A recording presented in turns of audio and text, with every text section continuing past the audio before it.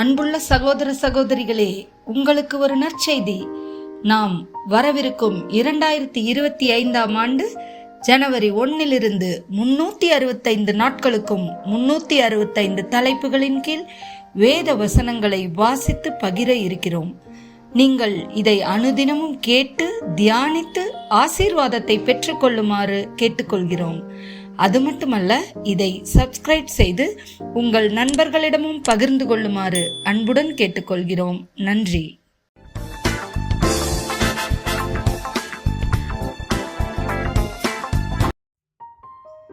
இன்று நாள் 216. தலைப்பு திருமணம். ஆதியாகமம் 2:18. பின்பு தேவனாகிய கர்த்தர், மனுஷன் தனிமையாய் இருப்பது நல்லதல்ல, ஏற்ற துணையை அவனுக்கு உண்டாக்குவேன் என்றார். ஆதியாகமம் 2:23-24. அப்பொழுது ஆதாம், இவள் என் எலும்பில் எலும்பும் என் மாம்சத்தில் மாம்சமுமாய் இருக்கிறாள். இவள் மனுஷனில் எடுக்கப்பட்டபடியினால் மனுஷி எனப்படுவாள் என்றான். இதன் நிமித்தம் புருஷன் தன் தகப்பனையும் தன் தாயையும் விட்டு தன் மனைவியோடே இசைந்திருப்பான், அவர்கள் ஒரே மாம்சமாய் இருப்பார்கள்.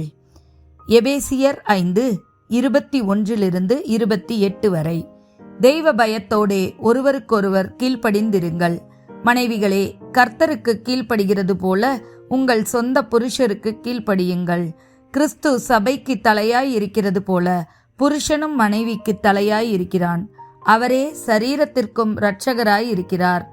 ஆகையால் சபையானது கிறிஸ்துவுக்கு கீழ்ப்படுகிறது போல மனைவிகளும் தங்கள் சொந்த புருஷர்களுக்கு எந்த காரியத்திலும் கீழ்ப்படிந்திருக்க வேண்டும். புருஷர்களே, உங்கள் மனைவிகளில் அன்பு கூறுங்கள்.